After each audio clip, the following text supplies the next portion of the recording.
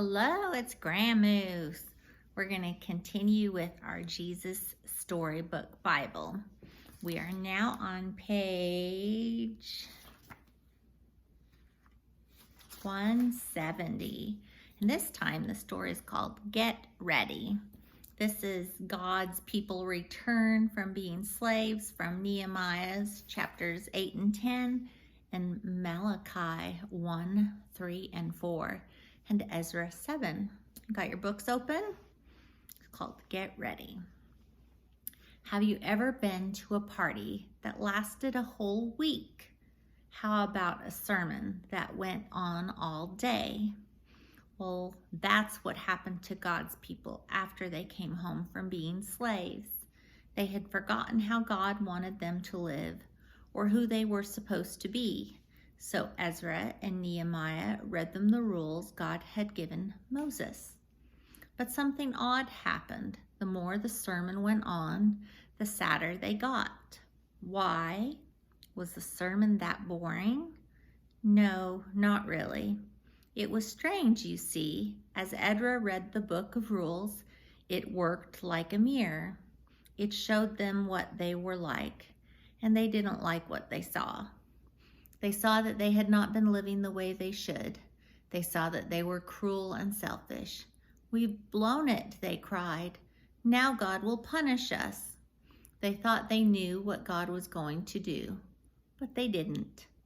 Of course, they might have picked up a clue from Ezra's name, which means help is here, and an even stronger one from Nehemiah's name, because the name means God wipes away our tears.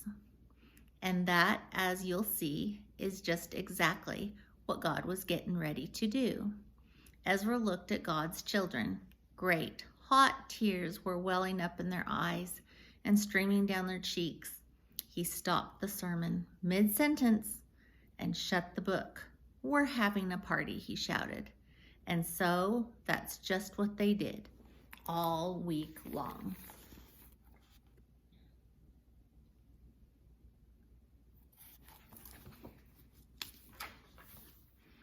God wants us to be happy, Ezra said. All day they listened to stories about the wonderful things God had done for his people. How he made the world, how he gave a special promise to Abraham, how he rescued them from slavery, how he spoke to Moses and showed them how to live, how he brought them to the special land, how he rescued them no matter what.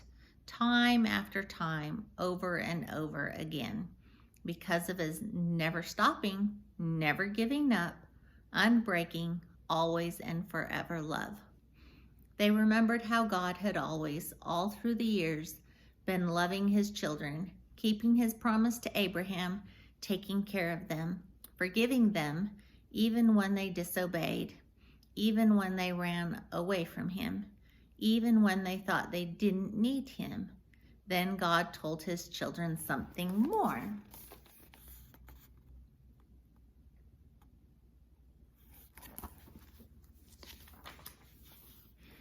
I can't stop loving you. You are my heart's treasure, but I lost you. Now I'm coming back for you. I am like the sun that gently shines on you, chasing away darkness and fear and death. You'll be so happy. You'll be like little calves running free in an open field. I am going to send my messenger, the promised one, the one you have been waiting for, the rescuer. He is coming, so get ready. It had taken centuries for God peoples to be ready, but now the time had almost come for the best part of God's plan. God himself was going to come. Not to punish his people, but to rescue them. God was getting ready to wipe away every tear from every eye, and the true party was just about to begin.